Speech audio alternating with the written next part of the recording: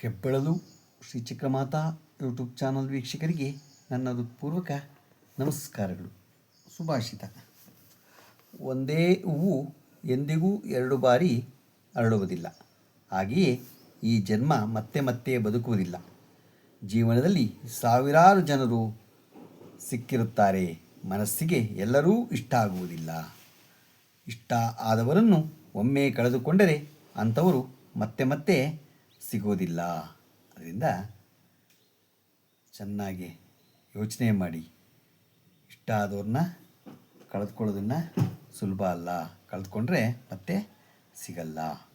ಇವತ್ತು ನಾವು ದಿನಪಂಚಾಂಗಕ್ಕಿಂತ ಮುಂಚೆ ಇವತ್ತು ಋಷಿ ಪಂಚಮಿ ಇರೋದ್ರಿಂದ ಋಷಿ ಪಂಚಮಿ ವ್ರತಾಕಥಾಸಾರವನ್ನು ನಾವು ತಿಳ್ಕೊಳ್ಳೋಣ.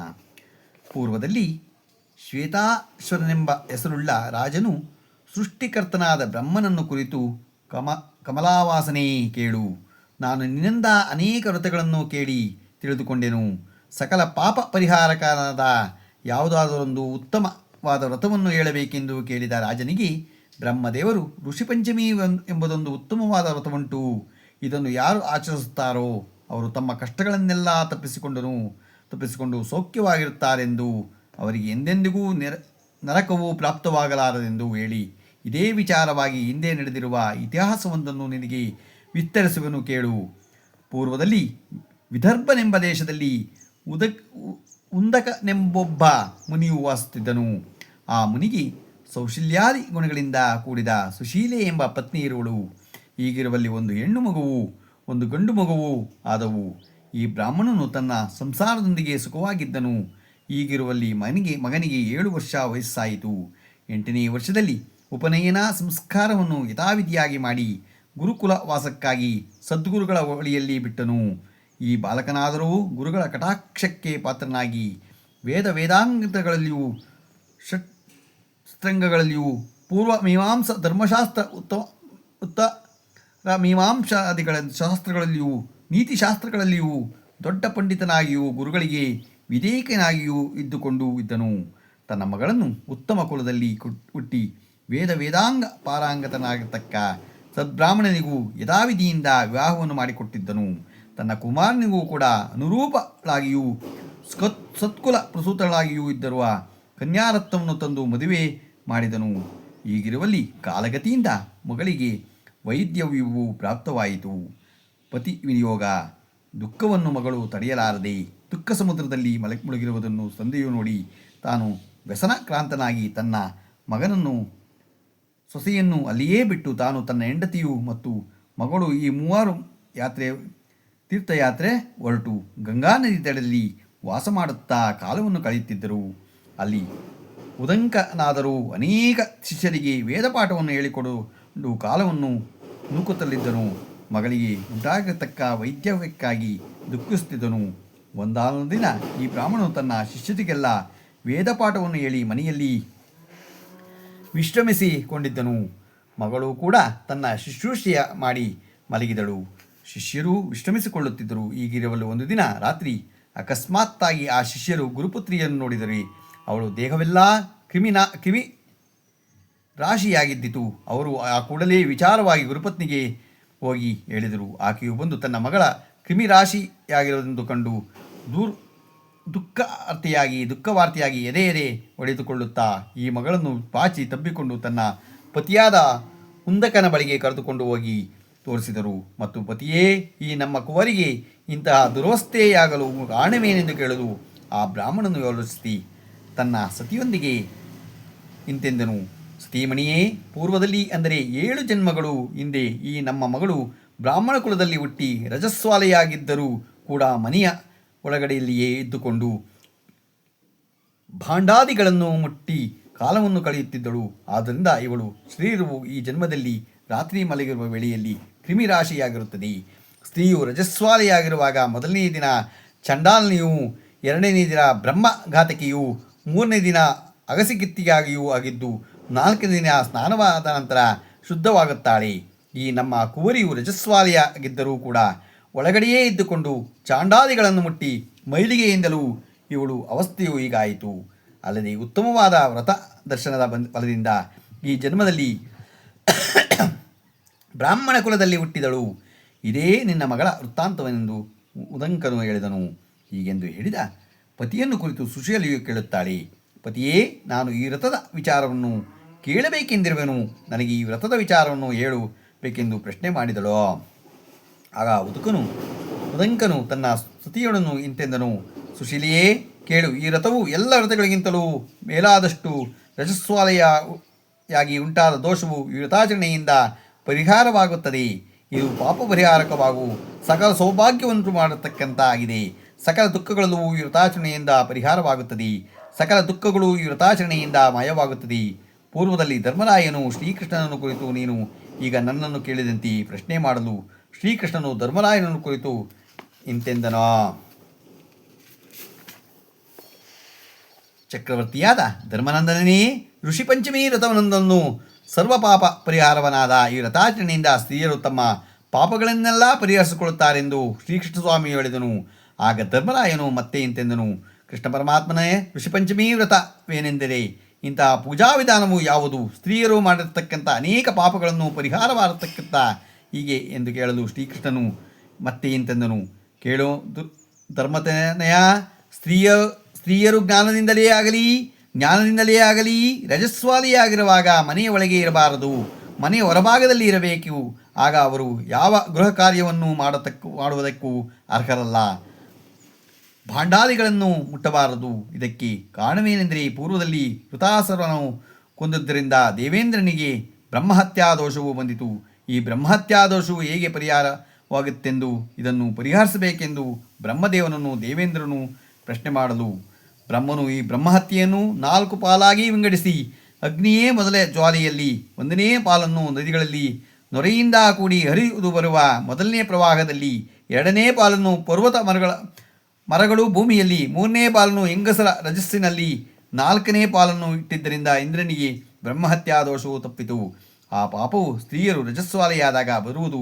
ರಜಸ್ವಾಲಾ ಸ್ತ್ರೀಯರು ಮೊದಲನೇ ದಿನ ಚಂಡಾಲಿಯು, 2ನೇ ದಿನ ಬ್ರಹ್ಮಹತ್ಯೆಯನ್ನು ಮಾಡಿದವಳು, 3ನೇ ದಿನ ಅಗಸಕಿತ್ತಿಯೂ ಆಗಿದ್ದು, 4ನೇ ದಿನ ಸ್ನಾನವಾದ ನಂತರ ಪರಿಶುದ್ಧಳಾಗುತ್ತಾಳೆ.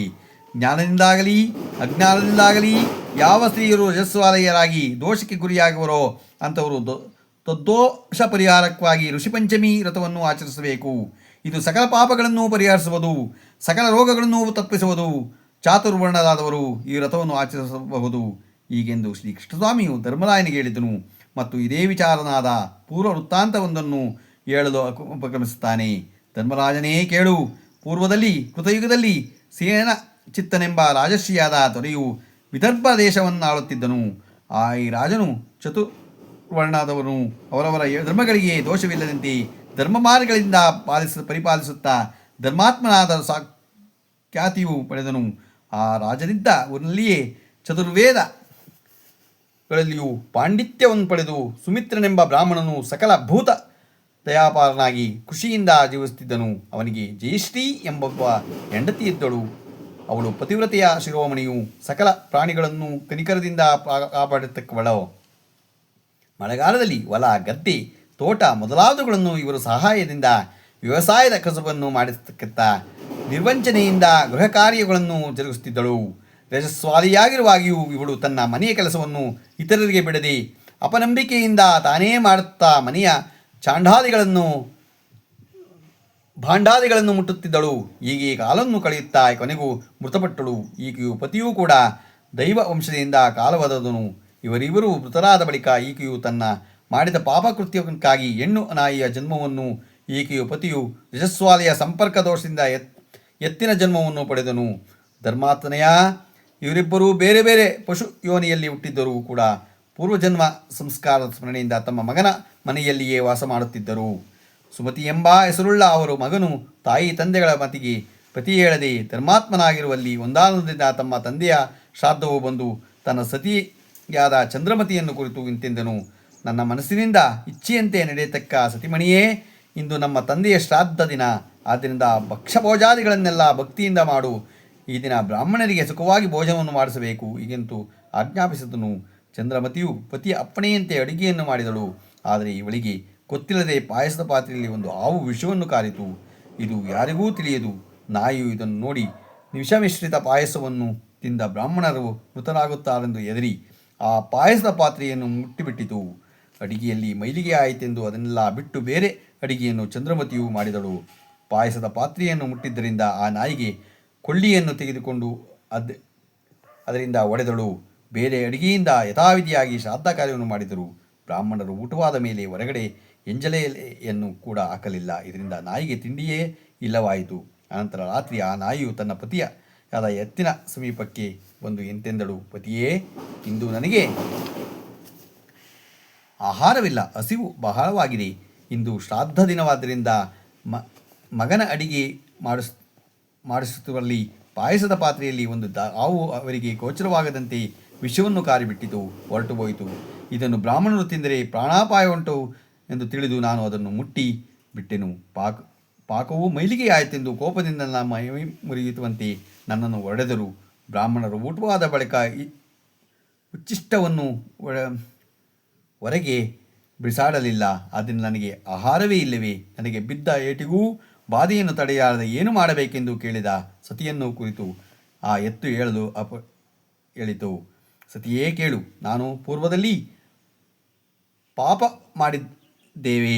ಆದ್ದರಿಂದ ನಿನಗೆ ನಾಯಿಯ ಜನ್ಮವು, ನನಗೆ ಎತ್ತಿನ ಜನ್ಮವೂ ಬಂದಿತು. ನನಗೆ ಈ ದಿನ ಹುಲ್ಲು ಇಲ್ಲ, ನೀರೂ ಇಲ್ಲ, ಹೊಲ ಗದ್ದೆಗಳನ್ನೆಲ್ಲ ಉತ್ತು ಆಯಾಸದಿಂದ ಮನೆಗೆ ಬಂದಿದ್ದೇನೆ.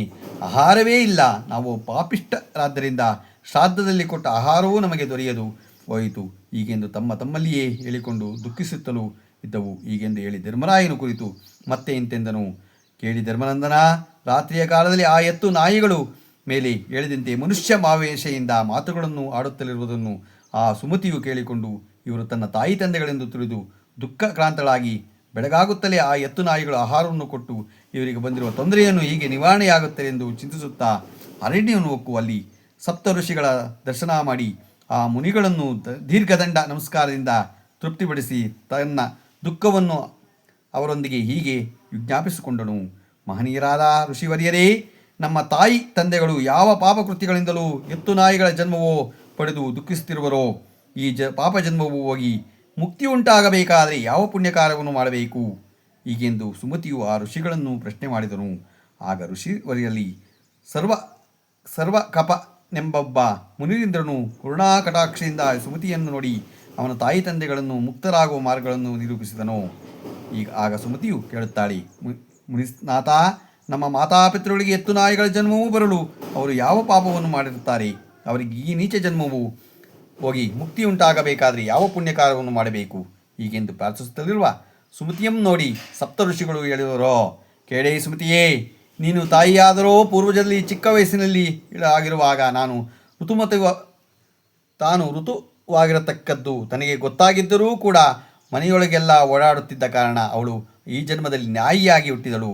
ನಿಮ್ಮ ತಂದೆಯಾದರೋ ಈ ರಜಸ್ವಾಲೆಯಾದ ನಿನ್ನ ತಾಯಿಯನ್ನು ಸಂಪರ್ಕ ದೋಷದಿಂದ ಎತ್ತಿನ ಜನ್ಮವನ್ನು ಪಡೆದನು. ಇವರ ಪಾಪಗಳನ್ನು ಕಳೆದುಕೊಂಡು ಮುಕ್ತರಾಗಬೇಕಾದರೆ ನೀನು ನಿನ್ನ ಹೆಂಡತಿಯೊಂದಿಗೆ ಋಷಿಪಂಚಮಿ ಎಂಬ ವ್ರತವನ್ನು ಕ್ರಮವಾಗಿ 7 ವರ್ಷಗಳು ಮಾಡು.